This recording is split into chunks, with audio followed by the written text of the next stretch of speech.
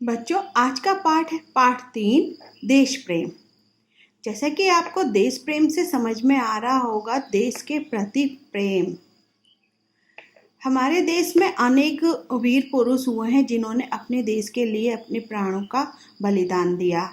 देखिए, कुछ महापुरुषों के चित्र आपकी बुक में दिए गए हैं, जैसे सरदार भगत सिंह, महात्मा गांधी, चंद्रशेखर आज़ाद, लाला लाजपत राय। ये वो महापुरुष हैं जिन्होंने अपने देश को आज़ाद करने के लिए अपने प्राणों का बलिदान दे दिया। इस पाठ को आरंभ करने से पहले आइए मैं आपको इसके शब्दार्थ बताती हूँ। शब्दार्थ को ध्यान से सुनिए। स्पर्श, छूना। अनुयायी, मानने वाले। संस्थापक, स्थापना करने वाले। श्रद्धा, आस्था। भ्रमण, सैर।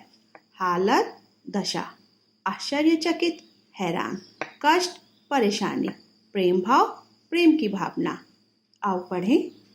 जापान एक छोटा सा देश है, किंतु उन्नति और खुशहाली में बड़े बड़े देश भी इससे कोसों दूर हैं। इसे एशिया महाद्वीप की शान कहें तो कोई बड़ी बात नहीं होगी। जापान को उगते हुए सूर्य का देश भी कहा जाता है। सुबह के सूर्य की प्रथम किरण जापान को ही स्पर्श करती है। बच्चों, जापान एशिया महाद्वीप की शान है। सबसे पहले जापान पर ही सूर्य की किरण पड़ती है, इसीलिए इसको उगते हुए सूर्य का देश कहा जाता है। यहाँ के लोग ईमानदार और मेहनती हैं। इनके रोम रोम में देशभक्ति भरी है। ये दयालु और सहनशील हैं, पर ये अपने देश का अपमान नहीं सह सकते। यहाँ के अधिकांश लोग बौद्ध धर्म के अनुयायी हैं। अनुयायी मीन्स मानने वाले, बौद्ध धर्म को मानने वाले। किसी विदेशी ने एक जापानी व्यक्ति के देश प्रेम की परीक्षा इस प्रकार ली। यह एक वार्तालाप है बच्चों, इसे ध्यान से सुनिए। विदेशी ने कहा, आप किस धर्म को मानते हैं? जापानी बोला, बौद्ध धर्म को। विदेशी, बौद्ध धर्म के संस्थापक कौन थे? जापानी ने कहा, महात्मा बुद्ध। विदेशी बोला, महात्मा बुद्ध के प्रति आपको कितनी श्रद्धा है? श्रद्धा मीन्स आस्था, और आस्था वह है जिस धर्म के लोग अपने अपने भगवान को मानते हैं, उनमें अपनी श्रद्धा रखते हैं। ओके। जापानी, भरपूर। विदेशी ने कहा, यदि महात्मा बुद्ध आपके देश पर आक्रमण कर दें तो आप क्या करोगे? जापानी, जो भी हमारे देश पर आक्रमण करेगा हम उसे जीवित नहीं छोड़ेंगे। देश हमारे लिए धर्म से भी बड़ा है। यानी जापानी लोग अपने देश के लिए अपने धर्म को भी छोड़ने के लिए तैयार रहते हैं।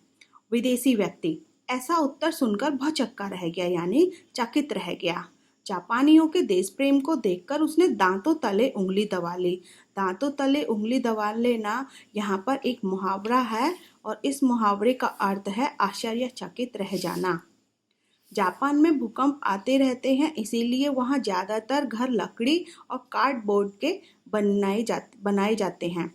जापानी लोग अपने घरों को अंदर और बाहर से खूब सजा कर रखते हैं। वे घरों की साफ सफाई पर बहुत ध्यान देते हैं। जापानी लोग देश की संपत्ति को सुरक्षा और उसकी देखभाल करना अपना कर्तव्य मानते हैं। वे अपने थैले में सुई और धागा अवश्य रखते हैं।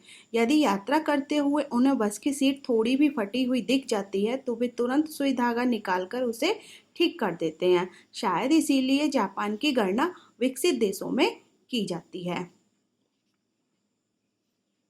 कुछ भारतीय छात्र भ्रमण के लिए जापान गए हुए थे। उन्होंने जापान के अनेक शहरों का भ्रमण किया। भ्रमण मीन्स घूमना। अंत में छात्र भारत लौटते समय जापान की राजधानी टोक्यो पहुंचे। दिल्ली के लिए उनकी उड़ान साय 8 बजे की। बच्चों, आज मैं आपको यहीं तक पढ़ाऊंगी, आगे का मैं फिर पढ़ाऊंगी। तब तक आप इसके शब्दार्थ याद कर लीजिए और इस चैप्टर को यहाँ तक पढ़ लीजिए, समझ लीजिए। ओके।